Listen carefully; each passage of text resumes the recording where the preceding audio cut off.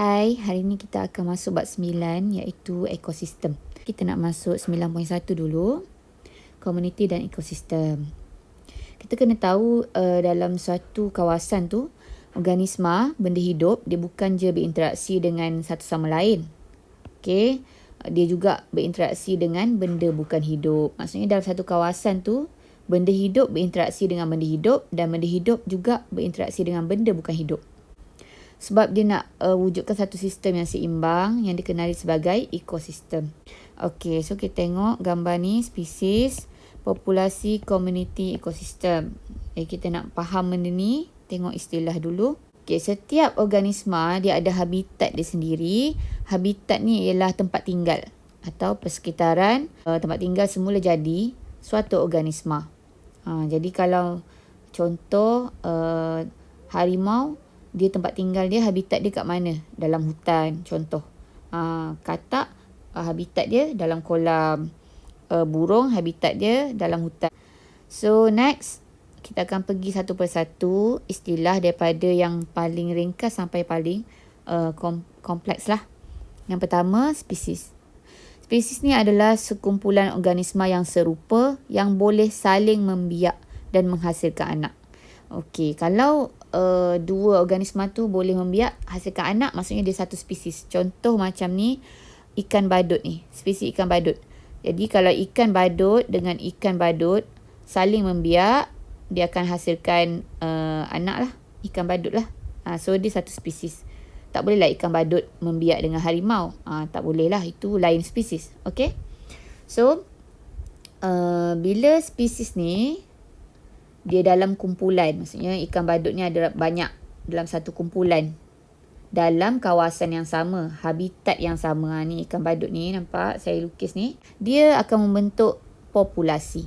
Okey, populasi ikan badut nama dia. Okey, yang tu spesies. Bila spesies tu berkumpulan, dia akan membentuk populasi. Syarat dia habitat kena samalah. Komuniti. Komuniti ni bila semua populasi organisma daripada spesies yang berlainan hidup dalam satu habitat yang sama dan saling berinteraksi, saling berhubungan antara satu sama lain. Contoh tadi sekumpulan ikan badut ni, populasi ikan badut. Okay, ada dalam laut ni, habitat laut. Lepas tu ada populasi ikan jerung. Lepas tu ada populasi ikan bawal. Lepas tu ada populasi obo-obo. Semua tinggal dalam laut yang sama. So, ini adalah komuniti.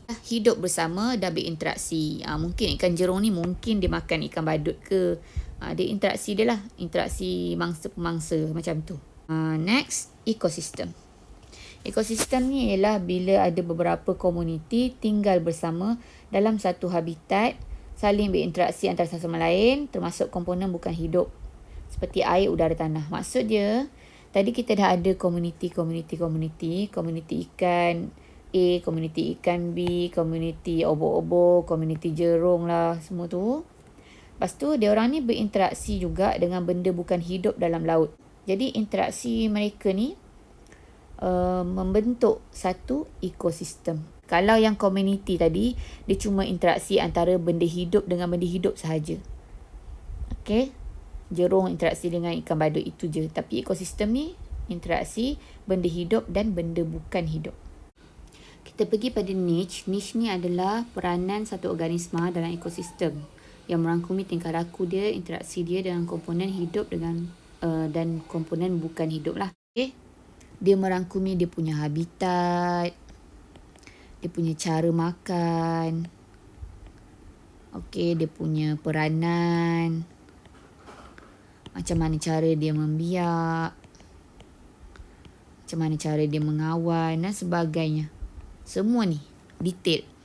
Okey, niche ada dua, ada niche ekologi, peranan spesies dalam persekitaran, ada niche spesies, cara spesies berinteraksi dengan benda hidup dan benda bukan hidup. Okey, yang ni cuma dia punya jenis lah. Kalau niche ekologi ni, kalau saya nak sebut, dia macam peranan dia semua benda lah. Habitat, cara makan, siapa makan dia, dia makan apa, cara dia membiak, semua-semua tu lah. Kalau ni spesies ni, Dia lebih kepada macam mana dia berinteraksi dengan benda-benda hidup dengan benda bukan hidup. Contoh macam kalau dia jumpa satu spesies dengan dia bersaing untuk dapatkan makanan, apa dia buat? Dia lari ke? Dia bergaduh ke? Atau dia sorok makanan ke? Benda macam tu, interaksi dia, apa dia buat? Okay, kita tengok niche ekologi, nampak? Dia merangkumi habitat dia. Tinggal kat mana, tanah ke, hutan ke, apa ke. Penyesuaian dia macam mana, aktiviti dia apa, mengumpul najis menjadi bulatan. Contoh ni kumbang yang najis tu, kumbang yang suka bulatkan najis tu. Okey, lepas tu bila ada organisma lain, apa dia buat? Dia lari ke, dia menyorok ke, dia serang balik ke. Okey, yang ni physical condition. Semua-semua ni lah dia merangkumi semua ni, niche ekologi. Ni contoh niche. Dia takkan ada dua spesies yang ada niche yang sama. Maksudnya peranan dia orang ni special. Harimau takkan boleh buat kerja yang tupai buat. Harimau takkan boleh buat kerja yang lebah buat. Contoh, tupai dia tanam makanan dia untuk musim sejuk. Lebah tak buat macam ni. Tupai buat. Faham? Itu maksud niche. Okay, contoh, lebah dia ambil madu daripada bunga untuk buat madu lah. Okay, yang ni. Rama-rama tak buat macam lebah buat. Dia takkan ada sarang macam sarang lebah tu. Tak ada. Macam tu. Contoh niche katak. Barking tree frog. Habitat dia kat mana? Kawasan lembap. Kawasan berkayu. Okay, kelakuan dia selalunya dijumpai di pokok. Okay, boleh menyalak untuk panggil pasangan. Ni kelakuan dia. Habitat, kelakuan. Makan apa? Makan serangga. Dimakan oleh siapa? Burung, ular, rakun. Contoh. Apa impact dia atau sumbangan dia pada ekosistem? Macam niche ekologi adalah apa peranan dalam ekosistem? Dia menghadkan pembiakan serangga lah. Sebab dia makan serangga. Kalau tak ada dia, mungkin serangga berlambak lebih-lebih. Macam itulah. Jadi sumbangan dia menghadkan serangga sebab dia makan serangga. Menggemburkan tanah. Berperanan sebagai sumber makanan. Seterusnya, komponen biosis dan abiosis. Biosis hidup, abiosis tak hidup. Jadi, apa dia komponen biosis? Pengeluar, pengguna, pengurai. Okay, komponen abiosis, nilai pH, suhu, keamatan cahaya, topografi, iklim mikro dengan kelembapan udara. Semua ni mempengaruhi kelakuan organisma dalam ekosistem. Okey, komponen abiosis yang pertama, nilai pH.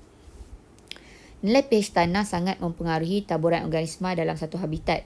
Contoh, kebanyakan organisma sesuai hidup dalam keadaan neutral lah. pH neutral berapa? 7. Okey. Tanah merupakan habitat bagi beratus-ratus juta cacing serta mikroorganisma seperti bakteria, kulat, protozoa. Okey. Perubahan kecil nilai pH akan menjejaskan aktiviti organisma yang mendiaminya dan mengurangkan kesuburan tanah. Dia mempengaruhi taburan organisma lah. Kalau kawasan tu beresik, sesuai untuk organisma yang sesuai kawasan beresik. Kalau kawasan tu alkali ke, dia punya tanah sesuai untuk organisma yang sesuai keadaan alkali. Kalau neutral, sesuai untuk organisma yang keadaan neutral. Suhu persekitaran mempengaruhi aktiviti fisiologi tumbuhan dan haiwan. Ialah perubahan suhu yang kecil menurunkan kadar metabolisme kerana semua enzim memanggil tindak balas fisiologi sangat sensitif terhadap perubahan suhu. Okey, macam ni. Bila suhu tak sesuai, enzim tak dapat menjalankan fungsi dia dengan bagus lah. Jadi suhu sangat mempengaruhi metabolisme haiwan dan taburan haiwan dan aktiviti haiwan. Okay, kebanyakan organisma dia boleh hidup dalam suhu 20 darjah Celsius sampai 40. Tapi ada juga yang hidup dalam keadaan suhu ekstrim, terlalu tinggi atau terlalu rendah. Contoh beruang kutub, dia boleh hidup dekat habitat tundra dengan suhu negatif 14 darjah Celsius.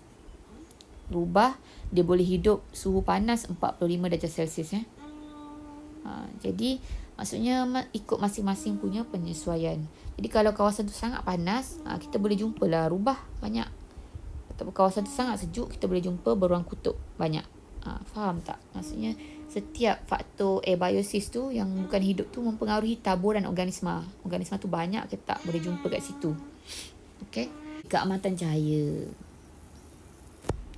Keamatan cahaya ni sama ada dia tinggi ke rendah ke, banyak cahaya ke sikit cahaya ke, dia akan mempengaruhi taburan tumbuhan. yang ada kat situ. Contohnya, kalau keamatan cahaya tinggi dekat kawasan tu, biasanya pokok-pokok kat situ tinggi-tinggi lah. Dia dapat cahaya. Pokok tu memang dia nak keamatan cahaya tinggi. Dia dapat cahaya yang tinggi, so dia akan terus tumbuh tinggi. Okay, bila dia tumbuh tinggi, dia akan bentuk kanopi tau. Kanopi macam ibarat macam payung lah. Jadi, tumbuhan-tumbuhan yang dekat bawah dia akan dapat cahaya yang rendah. Jadi, tumbuhan yang boleh hidup cahaya rendah ni, contoh macam paku pakis. Macam tu. Tak semua tumbuhan boleh hidup kat keamatan cahaya rendah. That's why kita tengok hutan hujan tropika ni sangat banyak tumbuhan. Dekat bawah ada, keamatan cahaya rendah, keamatan cahaya tinggi, pokok tinggi-tinggi. Okay. Jadi maksudnya suhu tu, dia Maksudnya keamatan cahaya tu mempengaruhi apa jenis tumbuhan yang akan ada kawasan tu. Okay. Kalau conifer, di iklim ni sederhana. Keamatan cahaya dia rendah. Jadi kita nampak tumbuhan dia kurang. Tumbuhan dia sikit. Pokok-pokok pun saiz kecil dan rendah. Faham Maksudnya keamatan cahaya tu mempengaruhi taburan pokok, bilangan pokok dan jenis pokok yang ada dekat kawasan tu. Next, topografi atau bentuk muka bumi. Bentuk muka bumi. Okay, bentuk muka bumi. Contoh ketinggian, kecerunan dengan aspek. Bentuk muka bumi ni ketinggian, altitude, kecerunan dan aspek. Jadi, bentuk muka bumi ni akan mempengaruhi kelembapan, suhu, keamatan cahaya dekat kawasan tu. Okay, contoh macam altitude ketinggian. Makin tinggi altitude tu, makin rendahlah kelembapan, makin rendah tekanan atmosfera, makin rendah oksigen. Ini kita tahu kan, makin tinggi kita pergi, makin kurang oksigen ke atas tu. Tumbuhan yang hidup ni berbeza jenis, saiz dan kepadatan dia pun berbeza. Contoh, pokok pine. Dia hidup altitude lebih tinggi. Saiz dia lebih kecil daripada pokok meranti yang hidup hutan hujan tropika. Okay, kecerunan. Lereng bukit yang curam. Tahu curam Curam. Okey, lebih mudah terhakis akibat pergerakan air deras. Lapisan tanah menjadi lebih nipis dan kering. Kawasan ni kurang ditumbuhi pokok. Sebab kawasan tanah tu pun mudah terhakis. Jadi susahlah pokok nak tumbuh kan. Kecuali tumbuhan yang renek. Ada juga jenis yang boleh hidup kat situ. Iaitu tumbuhan renek, berduri, berdaun kecil dan runcing. Yang sesuai untuk hidup di kawasan cerun. Aspek ni arah tiupan angin dan sinaran cahaya matahari. Lereng bukit yang menghadap ke laut lebih padat dengan tumbuhan berbanding lereng bukit yang menghadap ke daratan. Kenapa? Sebab lereng bukit yang menghadap laut ni dia akan dapat taburan hujan yang lebih. Bila taburan hujan lebih, tumbuhan akan tumbuh dengan lebih subur lah. Lereng yang menerima lebih cahaya matahari mempunyai tumbuhan yang lebih padat. So next, iklim mikro. Iklim mikro merujuk pada keadaan iklim bagi satu kawasan yang kecil yang berbeza daripada kawasan sekitar dia. Okay, contoh berlaku di bawah batu atau di bawah rimbunan pohon besar dalam kanopi hutan. Okay, jadi boleh tengok sini. Iklim mikro di bawah batu yang menjadi habitat ulat gonggok. Maksudnya dia duduk bawah batu. Jadi bawah batu ni mungkin sejuk. Tapi kawasan sekitar dia panas. Tapi sebab dia duduk bawah batu, dia tak perasan panas kat luar tu sebab duduk bawah batu sejuk. Jadi iklim mikro ni pada kawasan-kawasan kecil lah yang berbeza dengan kawasan sekitar dia. Okay, bergantung pada suhu, kelembapan, keamatan cahaya, keseimbangan haba, tekanan atmosfera, sediatan air dan keupayaan tanah menakung air di kawasan tersebut bagi mengekalkan kelembapan. Kelembapan udara ni kuantiti wap air dalam udara. Maksudnya makin banyak wap air dalam udara, makin lembap udara tu, makin sejuk lah, nyaman. Okay. So, dia mempengaruhi taburan organisma dalam habitat. Kebanyakan organisma dia suka hidup kawasan yang kelembapan tinggi. Tapi ada juga organisma yang suka hidup kawasan kelembapan rendah. Ikutlah. Kalau kelembapan udara rendah pula, dia akan meningkatkan kadar transpirasi. Kehilangan air stoma. Kehilangan air dari stoma, transpirasi. Okay. Jadi bila transpirasi berlaku, dia akan meningkatkan penyerapan air dan garam mineral. Kamu tahu kan daya tarikan transpirasi tu dalam bab-bab yang sebelum ni. Bila ada transpirasi, dia akan tarik air dan garam mineral dari tanah ke dalam tumbuhan. So boleh menyejukkan juga tumbuhan. So ada juga, maksudnya tumbuhan adalah di kawasan kelembapan rendah ada, kelembapan tinggi pun ada. dia mempengaruhi taburan organisma. Okey, contoh macam badak ni. Badak ni dia suka hidup dalam kawasan kelembapan tinggi lah, suka berendam dalam air. Tak sesuai lah dia hidup di kawasan gurun, betul tak? Macam tu. Nutrisi autotrof dan heterotrof. Nutrisi ni cara organisma memperoleh nutrien atau makanan untuk meneruskan proses hidup. Contoh nutrisi ialah ada dua jenis nutrisi, autotrof dan heterotrof. Autotrof ni maksudnya buat makanan sendiri, heterotrof ni memperoleh makanan daripada organisma lain. Autotrof ni buat makanan sendiri. Fotoautotrof, organisma yang mensintesis sebatang organik daripada karbon dioksida dan tenaga cahaya. Maksudnya menjalankan fotosintesis lah.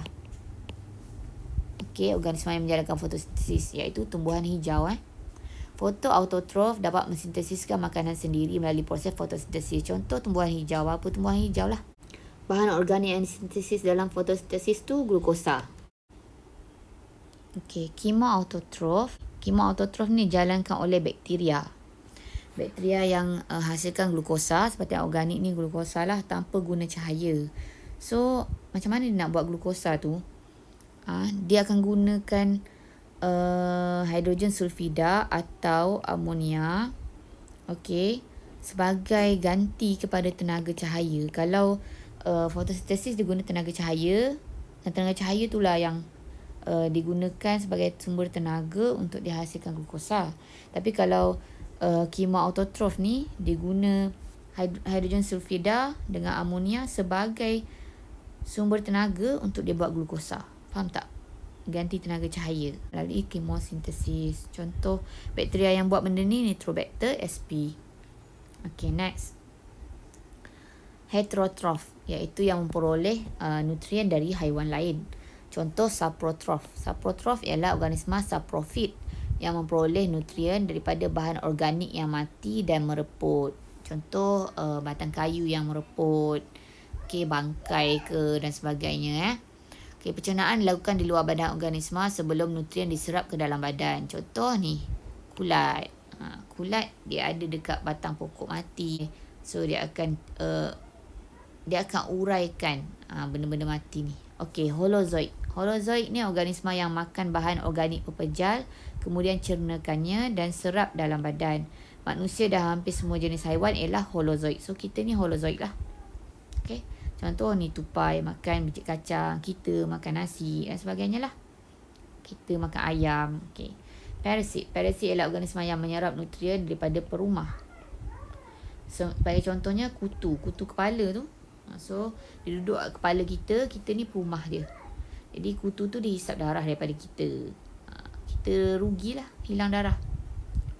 Dan cacing pita. Cacing pita dia serap nutrien daripada perumah iaitu manusia. Cacing pita dalam perut kita ni, dia serap nutrien yang kita makan. Kita ni perumah dia. Kita bagi rumah kat dia tanpa rela. Dia duduk tu, dia ambil apa-apa benda berguna daripada kita. Tu maksud parasit ya. Komponen biosis. Benda hidup mengikut aras trof. Biosis tadi kita tahu pengeluar, pengguna, pengurai. Ada 3 kan? Okey. Komponen biosis terdiri daripada organisma yang perlukan tenaga untuk menjalankan proses hidup. Menekan rata fikir, bla bla bla ni. Manusia dan haiwan memperoleh tenaga dengan makan organisma lain. Ini kamu tahulah. Termasuklah tumbuhan. Kita makan organisma dan tumbuhan. Sumber tenaga paling utama untuk semua organisma berasal dari matahari.